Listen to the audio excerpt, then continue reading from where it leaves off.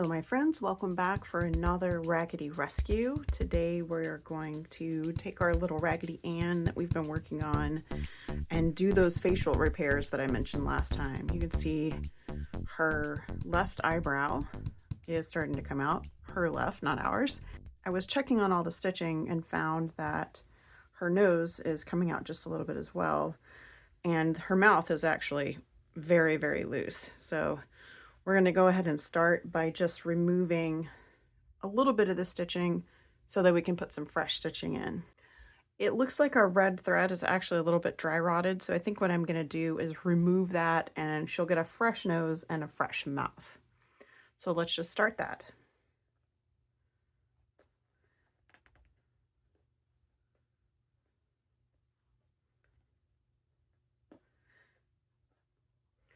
So I do want to share here that I do have some experience with hand embroidery. It is not my first craft. I'm much more of a quilter and a sewist than I am a hand embroiderer, though I have done a significant amount in my life. There are lots of great tutorials out there for hand embroidery if you would like to have something a little bit more thorough than what I'm going to be doing here today.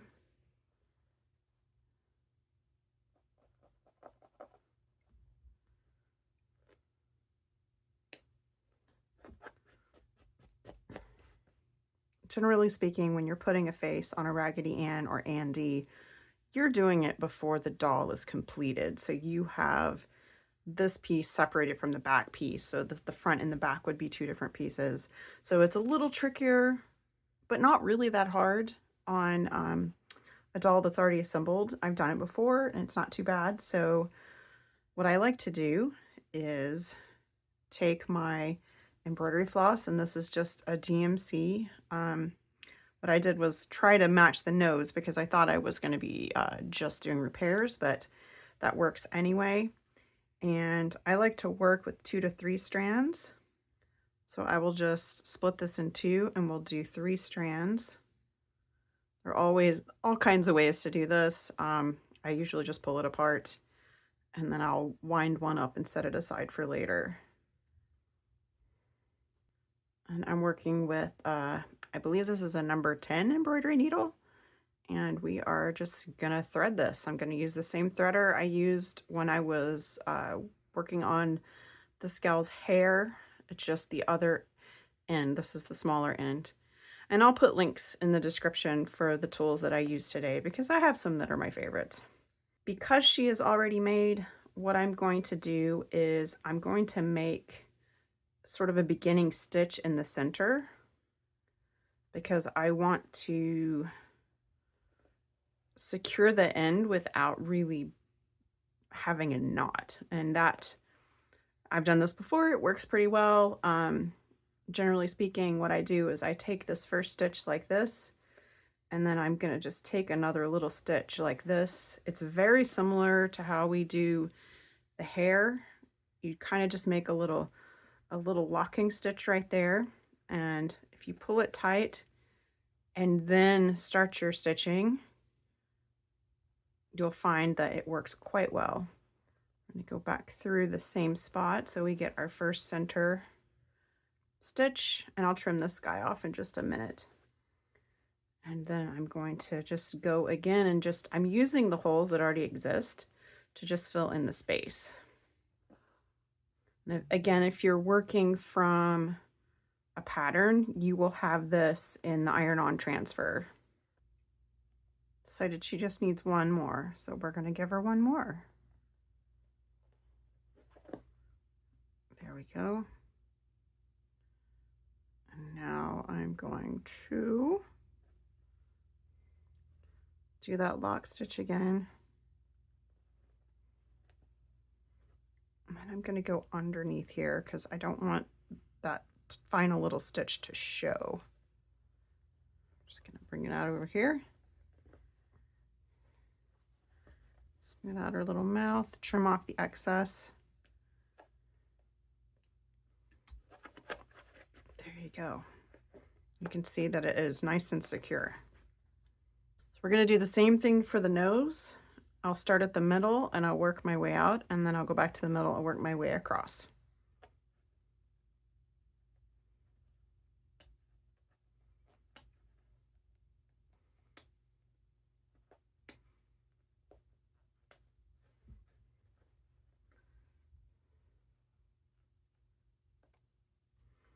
It is very unusual for me to remove facial features. I usually only do this if they're dry rotting or if they're already gone. I've had some Raggedy Ann and Andys that had stitched on faces. I had some that had button eyes. I did a set for my sister-in-law that were hers and her brother's. It's my husband's stepsister, stepbrother. They were theirs when they were children, and I redid those and sent them to her for her grandchildren, who are twins. So how awesome is that, getting to share a Raggedy Ann and Andy with the set of twins? And I'll put a link in the video. It'll be up above. It'll be in the description of all of my Raggedy Ann and Andy videos. And those are the two I call the Alpine twins. It almost feels like someone put a little glue on this, so it's making it interesting to get out. I'm being extremely careful, which is why it's taking me so long. I don't want to accidentally rip the fabric. Right here, it feels like there's just a little bit of glue. I don't know what they would have used, because this gal was very thoroughly soaked and cleaned, as you may have seen in the first video about her. This right here, this little piece right here is quite solid. I'm gonna try something I haven't done before here, because I'm really struggling to get this little glue section off. This is one of my other seam rippers, and I'm just gonna see if I can kind of shave it. My primary goal is just not to damage her fabric.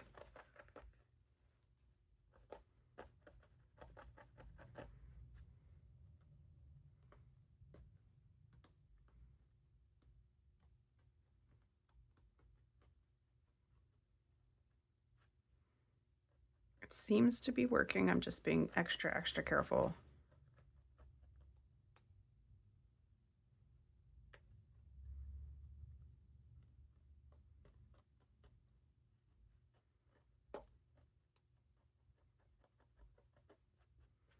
Right. Let's give her a quick.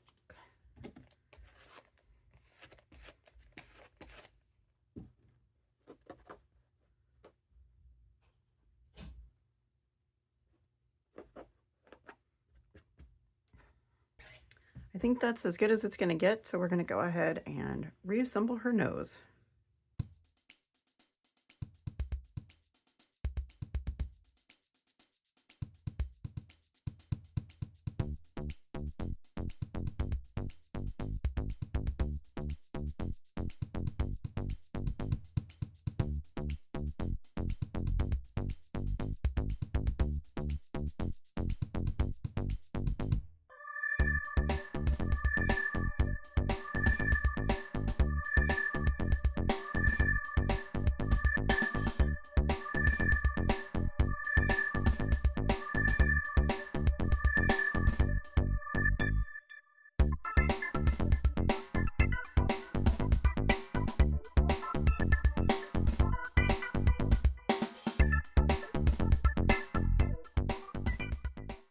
So we have her nose all back in place. She has a sweet smile now, and I just need to clean up this eyebrow and we'll be good to go. I think I'm going to go ahead and remove the whole thing.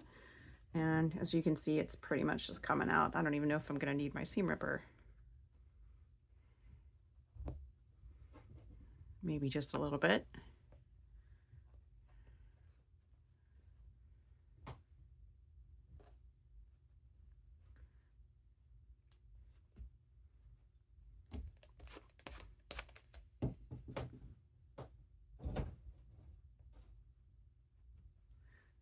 Have occasionally used tweezers to remove thread. Sometimes they need it, sometimes they don't. Fortunately, this eyebrow does not feel like it has the glue like the nose had. We're gonna call that and go ahead and get her an eyebrow. This looks like a back stitch to me, and it's only 1, 2, 3, 4, 5 stitches. As you can see, the holes right here. I'm just gonna follow the original holes. We're going to come up through the poly. I'm assuming it's poly. It could be cotton because this is an older doll. We're going to start kind of inside of the eyebrow because I want to get that little lock stitch first. Put that in there. I'm jumping in here while I'm editing to share that I immediately forgot I was doing a back stitch. I ended up doing a split stitch and it worked out fine, so we're just going to leave it.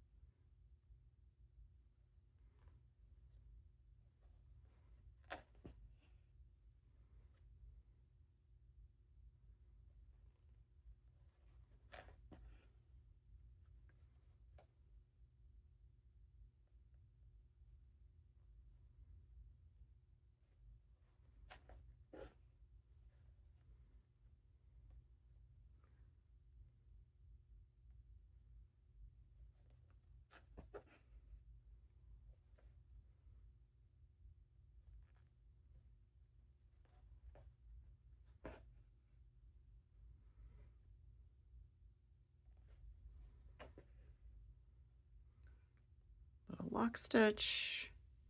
And we're going to come through that stuffing again. Pull that out. Pull it just a little bit tight so it'll pop back inside. Trim that off. Now she has a lovely, fresh little face. The next thing this little gal needs is a seam in her arm.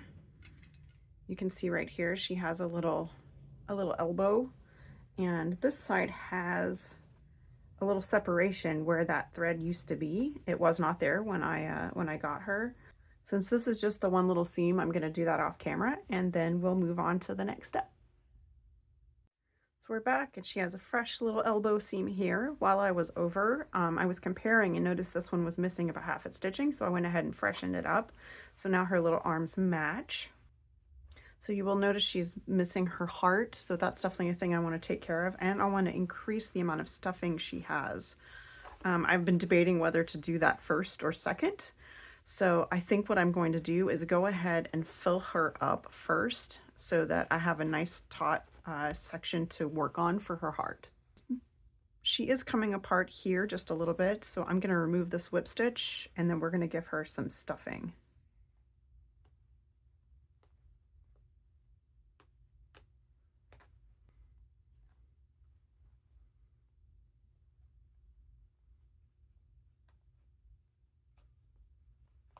I do like to work with the stopper on the inside because you're less likely to stab your fabric that way.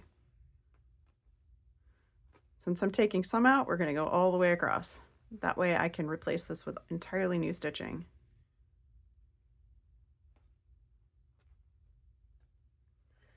All right, so we've got her stuffing inside. I think it's probably just compacted more than it is that she didn't have enough, because that can happen when they've been loved well and they've been washed a lot.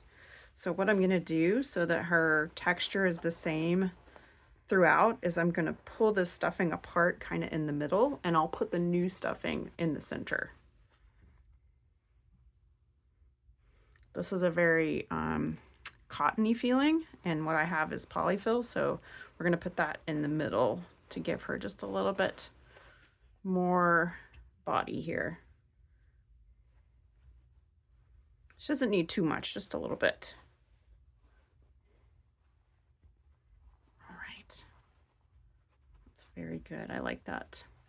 Having a whip stitch doll is that's actually been really unusual. Most of the ones that I've worked on, the handmade ones, were completely machine stitched. So I think I'm going to go ahead and sew her together, and then I will close her up with a straight line right across there.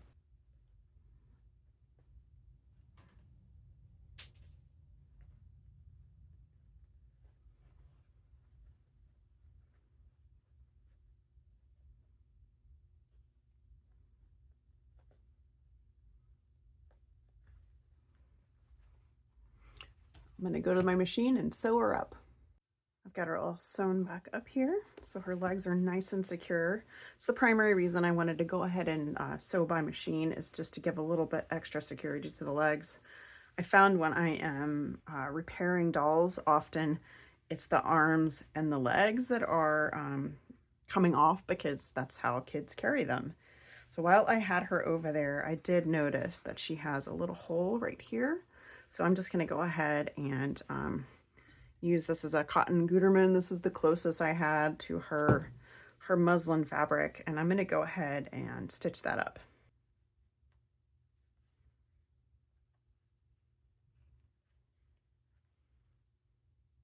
I'll just put my little knot inside and then just a tiny whip stitch.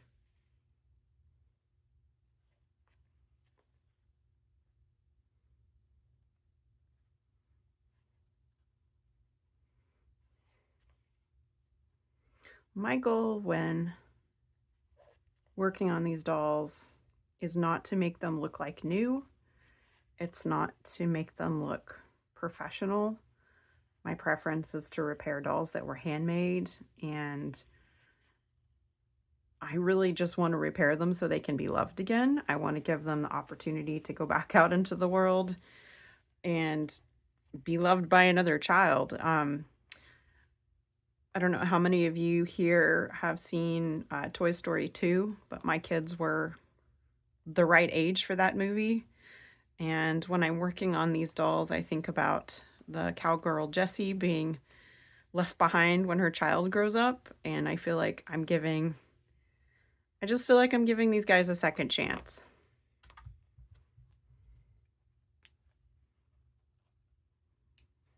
So the last thing this little lady needs is her heart.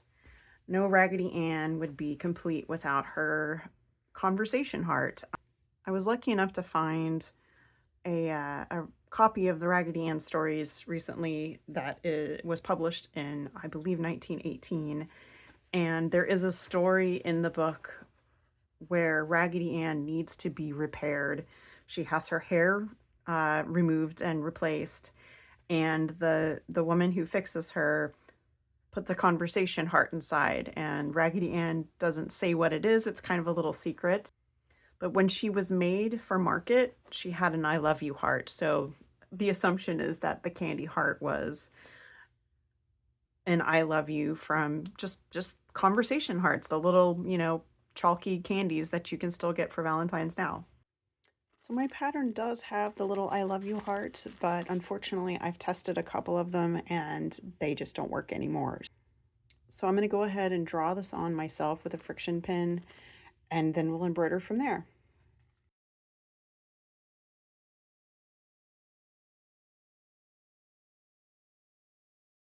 I will be stitching this heart on the same way as before.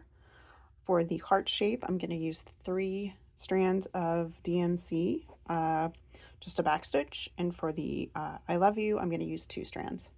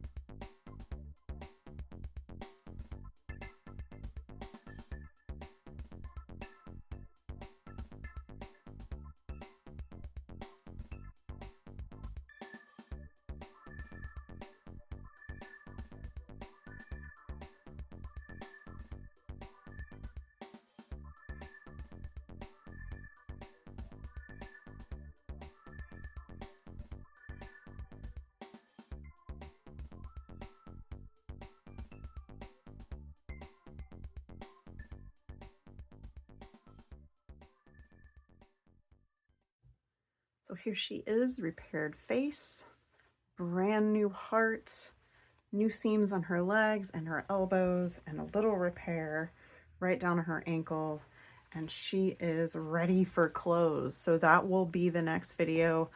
I haven't decided how I'm gonna do that yet because I don't have multiple cameras. So I may just show you some highlights and some of the process. I hope you guys have enjoyed this. If you have any questions about any of the Raggedy Rescue stuff that I've shared, please let me know. This is very much a learning process for me. I've only been doing it for about 4 years and only sporadically. I only do it when I find a doll that needs to be repaired. I try not to just hunt them down. I really just try to let them come to me because otherwise I think I would probably be overwhelmed with Raggedy Ann and Andy's that needed to be repaired. I will give you a little sneak peek of that Raggedy that's coming up. When I make clothes for this gal, I will also be making clothes for this Andy. This was a Raggedy that I found at Austin Creative Reuse. They're the same size. They are made from the same pattern. I gave him a little bit of the same hair as she has, and he has his own video coming up because you may be able to see he has a little bit of yellowing here. He was very, very stained. That was really his only problem, that and his hair was quite matted, which I've already taken care of. So he will have a video coming up next, and then I will work on clothes for both of these guys. So you guys have a really wonderful week. Have a crafty week. I hope to see you on Tuesday for my next Talk to Me Tuesday video. Bye.